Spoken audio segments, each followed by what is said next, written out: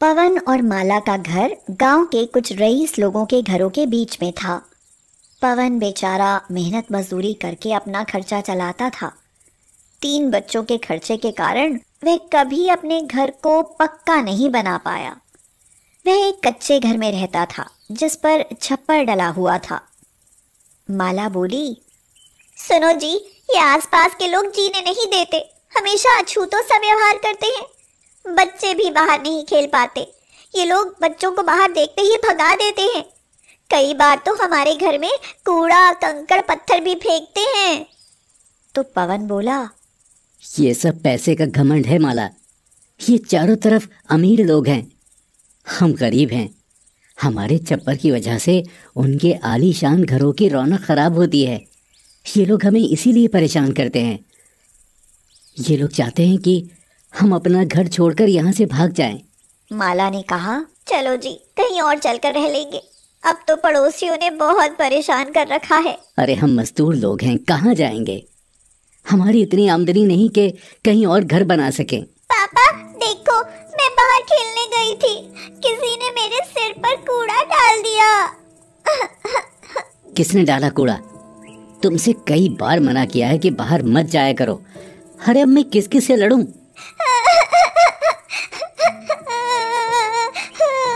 गुड़िया रोने लगी और उसे देखकर पवन और माला बहुत दुखी हुए। मैं खूब मेहनत करूंगा जिससे मैं भी इन लोगों के जैसा घर बना सकूं। कई आसपास के लोग आपस में बात कर रहे थे।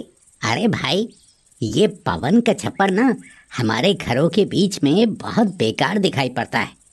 अरे हमारे घरों की इमेज खराब होती है। इसे बहुत परेशान कर लिया, लेकिन ये अपना घर छोड़कर जाता ही नहीं।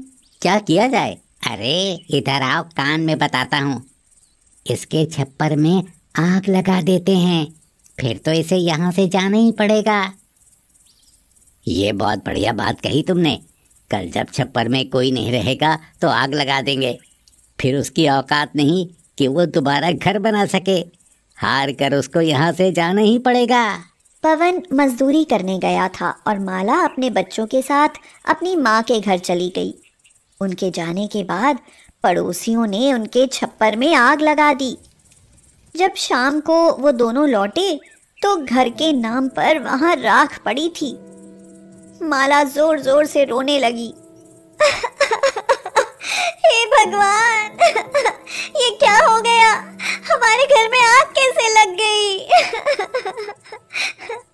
पवन भी अपना माथा पकड़कर रोने लगा। ये कैसे हो गया? अब मैं क्या करूंगा? मेरे बच्चों के सिर से छत भी जली गई। उन्हें देखकर तीनों बच्चे भी रोने लगे। पवन ने कहा, हो ना हो ये सब हमारे पड़ोसियों का ही काम है। आज इन लोगों ने मौका देखकर हमारे छप्पर में आग लगा दी। इन लोगों को लगा होगा कि इन हालात में हमें यहाँ से जाना ही पड़ेगा। इस पर माला बोली, जाना तो पड़ेगा ही।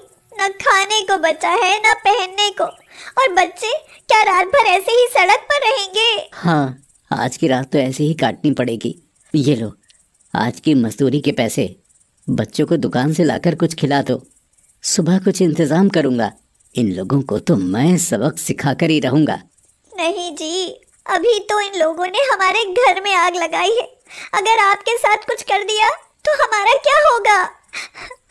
तुम डरो मत, बच्चों को खाना खिलाओ। उन्होंने सारी रात बच्चों के साथ छप्पर के पास बैठकर बिताई। पड़ोसी उन्हें देखकर बहुत खुश हो रहे थे कि सुबह तो वह यहाँ से भाग ही जाएंगे। अगले दिन माला बच्चों को अपनी माँ के यहाँ छोड़कर आ गई और उन दोनों ने मिलकर वहाँ साफ करके एक तंबू बांधकर अपने रहने की व्यवस्था की।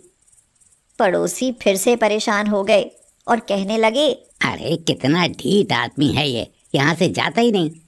चलो, एक बार को छप्पर भी ठीक था, अब तो इसने तंबू बांध लिया है। लगता है ये यहाँ से जाने वाला नहीं है, कोई और ही रास्ता निकालना पड़ेगा। एक दिन पवन मजदूरी करने जा रहा था। उसने देखा कि एक स्कूटर वाला सड़क पार करती हुई एक बूढ़ी माँ को टक्कर मारकर भाग गया। वह लहूलुहान थी और उसकी मदद के लिए कोई आगे नहीं आया। वह दर्द से तड़पती रही। पवन उसे देखकर तेजी से दौड़ा और जल्दी से उसे अस्पताल ले गया। डॉक्टर ने कहा। अच्छा हुआ आप इन्हें सही समय पर यहाँ ले आए। अगर खून ज़्यादा बह जाता तो इनकी जान भी जा सकती थी। हाँ, वो खतरे से बाहर हैं, आप उनसे मिल सकते हैं। पवन ने पूछा। कैसी हो माँ जी? बूढ़ी माँ ने कहा, मैं ठीक हूँ बेटा, तुमने मेरी जान बचाई, तुम्हारा एहसान मैं कभी नहीं भूल सकती। माँ जी, ये तो मेरा कर्तव्य था। किसी को सड़क पर मरते हुए भला मैं कैसे देख सकता था? बेटा, जब इतना किया है तो मुझे मेरे घर भी छोड़ दो। दरअसल मैं अकेली हूँ, मेरा कोई नहीं है। दर्द के कारण चल नहीं पाऊंगी। चलिए, मैं आपको छोड़ देता हूँ। बूढ़ी माँ का घर बहुत ही बड़ा और आलीशान था। आप इस घर में अकेली रहती हैं? हाँ, पति को गुजरे 10 साल हो चुके हैं और बेटा विदेश जाकर सेटल हो गया। उसने आज तक कभी मेरी खैर खबर नहीं ली, इसलिए अकेली रह गई हूँ। क्या करते हो बेटा, कहाँ रहते हो? मजदूरी करता हूँ माँ जी, गाँव में रहता हूँ। रहता क्या, बस दिन गुजार रहा हूँ किसी तरह। पड़ोसियों ने मेरे छप्पर में आग लगा दी। अभी वहीं बच्चों के साथ तंबू डालकर रह रहा हूँ। क्या तुम यहाँ काम कर सकते हो? लेकिन मैं आपके यहाँ क्या काम कर सकता हूँ? बेटा, जब तक मैं ठीक नहीं हो जाती ना, तब तक तुम अपनी पत्नी को मेरी देखभाल के लिए भेज दो। बच्चे भी साथ ले आएगी, मेरा भी मन लगा रहेगा। और तुम मेरे बगीचे की देखभाल कर लिया करो। बिना मेरी देखरेख सब पेड़ पौधे सूखने लगेंगे। तुम्हें मजदूरी से भी ज़्यादा पैसे दे दिया करूँगी मैं। ठीक है माँ जी, हम कल से काम पर आ जाएंगे। माला, एक नई जगह हम दोनों को काम मिल गया है। ज़्यादा मेहनत का काम नहीं है और बच्चे भी हमारे ही साथ रहेंगे। देखना, अब हम बहुत जल्द अपना पक्का घर बना लेंगे। कुछ दिनों बाद पड़ोसियों ने उनका तंबू भी उखाड़ दिया। अब तो माला और पवन बहुत परेशान थे। बूढ़ी माँ ने पूछा, क्या बात है माला, आज तुम दोनों बहुत परेशान लग रहे हो। माँ जी, क्या बताऊं, पड़ोस में लोग रहने ही नहीं देते। पहले तो किसी ने छप्पर में आग लगा दी थी और अब तंबू भी उखाड़ दिया। बच्चों को सिर छुपाने का भी आसरा नहीं रहा। तो तुम लोग यहीं क्यों नहीं रहते? इतना बड़ा घर है, मैं भी अकेली ही तो रहती हूँ। नहीं माँ जी, वो मेरी जन्मभूमि है, मैं उसे नहीं छोड़ सकता। एक न एक दिन मैं भी उनके जैसा घर बनाकर रहूंगा। तुम दोनों बहुत अच्छे हो। इतनी सेवा कौन किसी की करता है जितनी तुम दोनों ने मेरी की है। मेरा बेटा तो मुझे छोड़कर चला गया, तुम दोनों मेरे लिए उससे भी बढ़कर हो। अगर तुम भी मुझे अपनी माँ की तरह समझते हो तो मेरी एक बात मानोगे? आप हमारी माँ जैसी हैं, आपका हुक्म सिर आंखों पर। मुझे भी सहारे की ज़रूरत है, अकेले मेरा बुढ़ापा नहीं कटेगा, इसलिए अपने घर को पक्का बना लो। जितना भी खर्च आएगा मैं दूंगी और मैं भी फिर तुम्हारे साथ उसी घर में रहूंगी। तुम दोनों से और बच्चों से मेरा एक रिश्ता सा बन गया है।